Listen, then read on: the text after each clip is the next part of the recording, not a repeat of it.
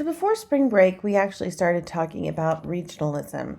Regionalism is all about local color and local flavor. Local color means reliance on minor details and dialects. They usually wrote about the South or the West, and more often than not, these stories were full of humor and small-town characters. Regional differences became increasingly evident as the U.S. grew both in geographic size and population. People's curiosities about these differences encouraged writers to capture the atmosphere and features of small-town rural America, in particular, the South, the West, New England, and other parts of the country. Magazines like Boston's Atlantic Monthly and the New York City's Harper's News Monthly magazine brought local color to urban areas. So a lot of the stories that we'll be reading now were actually published first in a magazine. So let's talk about the importance of setting in regional literature. Setting is a key element in most literature, but it's especially important in regional literature. In regional literature, the setting is viewed not just as a contributing element, but it is a subject that is interesting in itself. Furthermore, regional writers look to their settings for inspiration in creating characters, situations, and imagery. Through well-known dialect, writers convey realism not only in setting, but also in characterization. In addition to geographical origins, a particular dialect may suggest a character's educational background or social status. For example, an ungrammatical dialect may suggest that a character has had a limited formal education. However, as the story unfolds, such a character may prove to be quite clever and may even be the story's hero. Detailed descriptions. Writers convey settings through the use of sensory details, showing how things look, taste, smell, sound, and feel.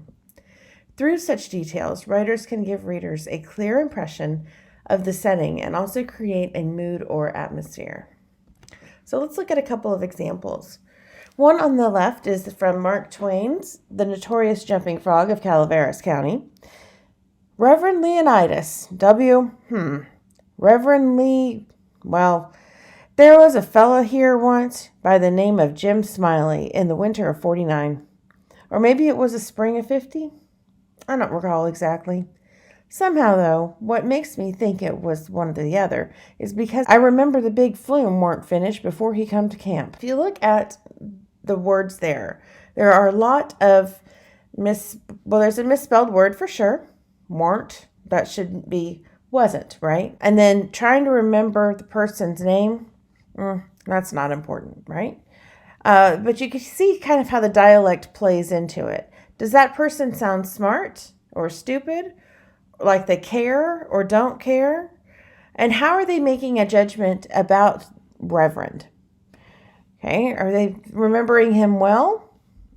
Well, I don't know, because now we've switched to some guy named Jim Smiley, so constant interruption. So eventually, and we will read this story, it is funny and you will enjoy it. Willa Cather wrote a Wagner matinee.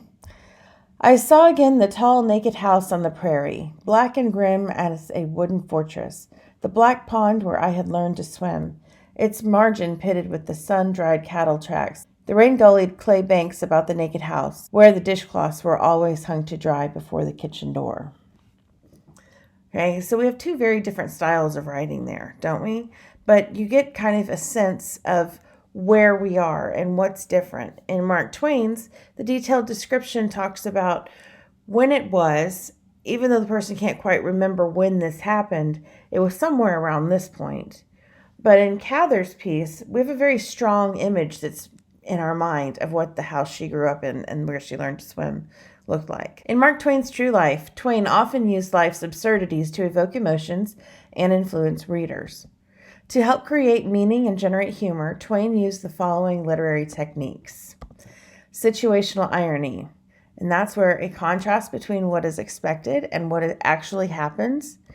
Dramatic irony, when readers know more about a situation or character than the characters do. Verbal irony, a contrast between what is stated and what is meant. So we usually think that as sarcasm.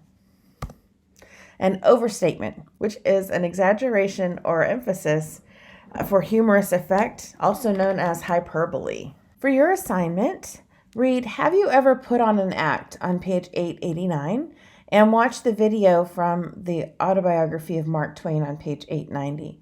There are actually 2 videos, but I could only get this one to load on my iPad. Then read the excerpt from the autobiography of Mark Twain on page 893 through 904, and then complete the Google form entitled From the Autobiography of Mark Twain, Reading Check. That will be due tomorrow. Let me know if you have any questions.